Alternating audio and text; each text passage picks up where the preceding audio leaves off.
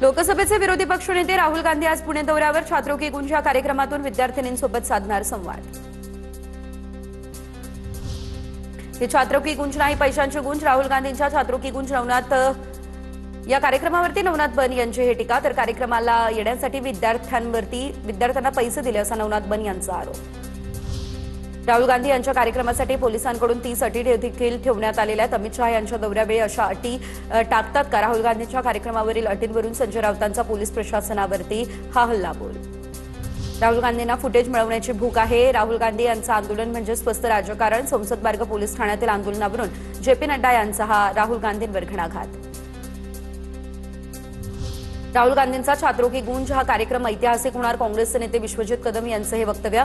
सत्ताधाऱ्यांनी या कार्यक्रमामुळे घाबरू नये, विश्वजित कदम यांची सत्ताधाऱ्यांवरती ही टीका।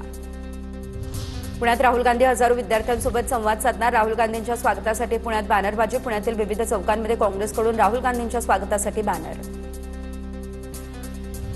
राहुल गांधी हे पार्ट टाइम 2 ते 5 दिवसांसाठी देशात येतात। आयजीच्या जीवावरती बायजी उदार अशी राहुल गांधींची अवस्था। प्रवीण दरेकरांची टीका। विद्यार्थी आंदोलनावरती स्वार होऊन राजकीय पोळी भाजण्याचा राहुल गांधींचा हा प्रयत्न सुरू।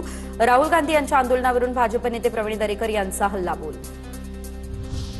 महायुतीच्या नेत्यांचं 25 तारखेला स्नेहभोजन। फडणवीस, शिंदे आणि सुनेत्रा पवारांसह महायुतीचे सर्व मंत्री आमदार स्नेहभोजनाला उपस्थित राहतील। तिन्ही पक्षांमध्ये समन्वय असावा या दृष्टीने कार्यक्रमाचं आयोजन करण्यात आलं।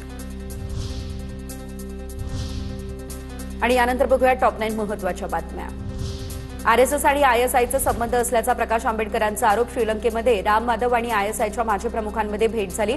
आरएसएस आणि आयएसआय यांच्यामध्ये 4 मुद्द्यांवरती चर्चा झाल्याचा दावा। आरएसएसच्या मोहन भागवतांनी काय चर्चा झाली ते सांगायला हवं, प्रकाश आंबेडकर यांचं हे वक्तव्य।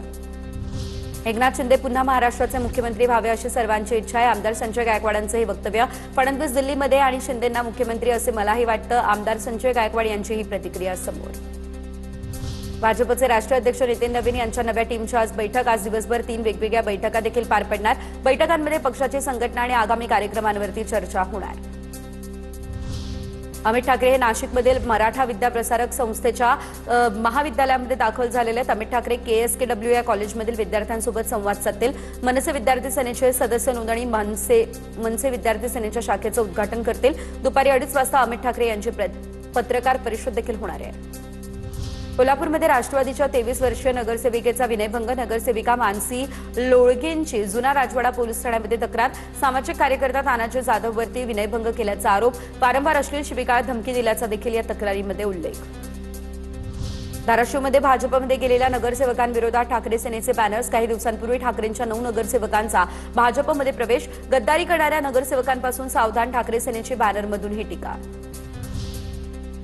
शिक्षणावरती राज्य सरकारकडून मोठ्या प्रमाणात खर्च, मात्र महाराष्ट्रामध्ये हजारो शाळा, सर्व ठिकाणी सर्व काही व्यवस्थित नाही।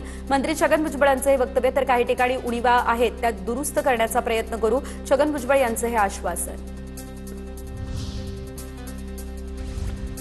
ठाकरेंच्या नगरसेविका असलेल्या विशाखा राऊतांचं कुणबी प्रमाणपत्र हे अवैध। विशाखा राऊतांच्या नगरसेविका पदावरती डांगते तलवार। विशाखा राऊत कणखर न्यायालयीन लढाई लढतील, किशोरी पेडणेकर यांचं हे वक्तव्य। भाजप आमदार नरेंद्र मेहता हायकोर्टापेक्षा मोठे आहेत का? मीरा भाईंदर आयुक्तांची हायकोर्टाकडून खरडपट्टी। मेहतांच्या पत्राआधारे विकासकाविरोधात कारवाई करताना कोर्टाच्या आदेशाचं उल्लंघन केल्याबद्दल पालिका आयुक्तांना सुनावलं।